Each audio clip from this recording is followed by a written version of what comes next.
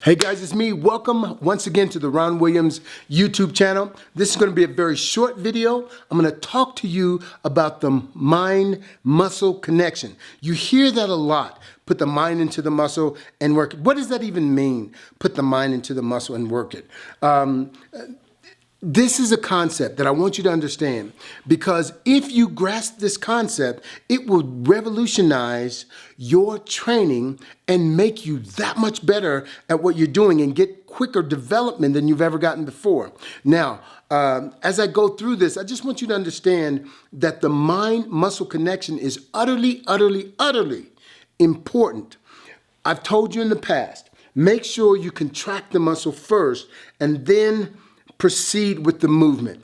Most of the time when we're doing something, whatever limb it is, we want to move that limb to the end position. And our objective is to move that limb to the end position.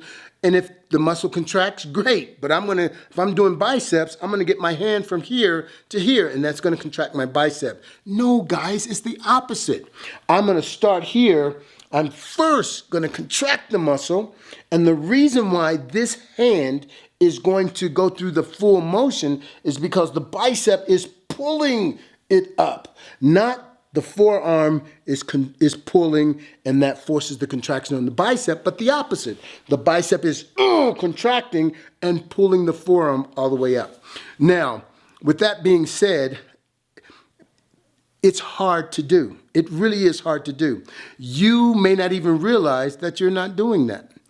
The mind-muscle connection is as easy as, think about this, when you're pushing a car, you push the car with your strongest side, and the leg that's behind, every time you push a car, it's gonna be behind. You're not gonna say, okay, I'm gonna push this way, and then I'm gonna push this way. If you're golfing, you're not gonna swing this way today and say, you know what, I'm a little bit imbalanced, so I'm gonna swing this way tomorrow. If you are an elite golfer, you're gonna continue to swing the same way. Why?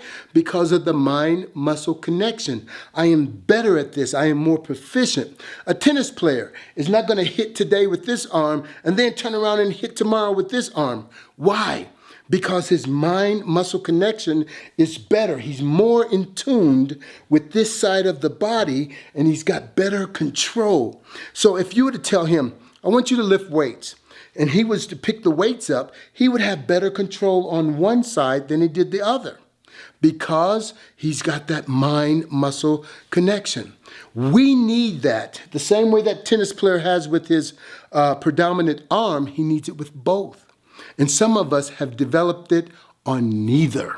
We don't have that mind-muscle connection on either arm. So we need to develop that. If you have a basketball player and he's shooting, he's controlled on one side, but he doesn't shoot on this side and look the same and feel the same on the other side because of the mind-muscle connection.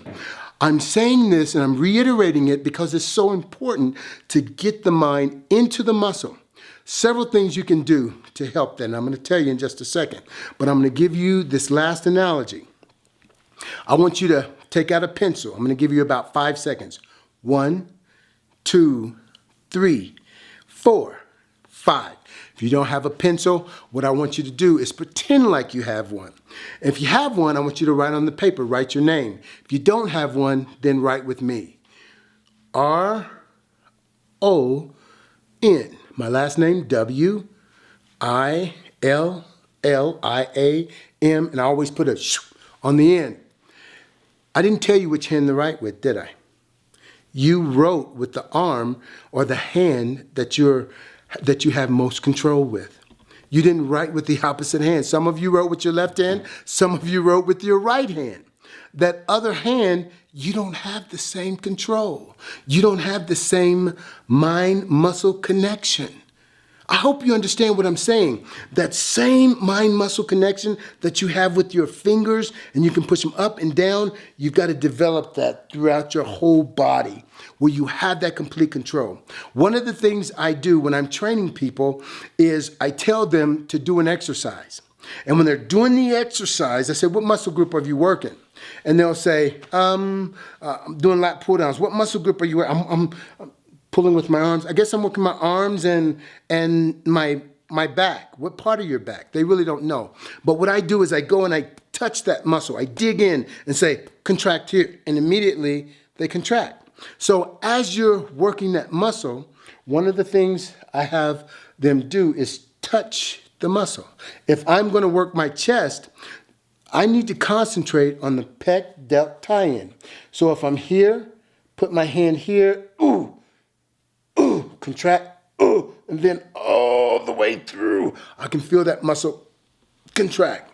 So if you can touch the muscle, I know you can't touch your lats, you can't touch your back, but you can touch your quads as you're sitting on that leg extension.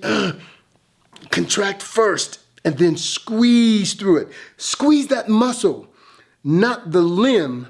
If you're doing your quads, don't concentrate on just getting your foot straight or the lower part of your leg straight.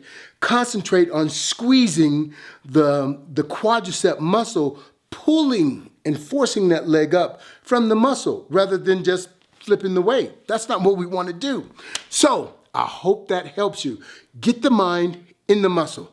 Throughout your whole body, watch your development soar. God bless you until next time. What you want?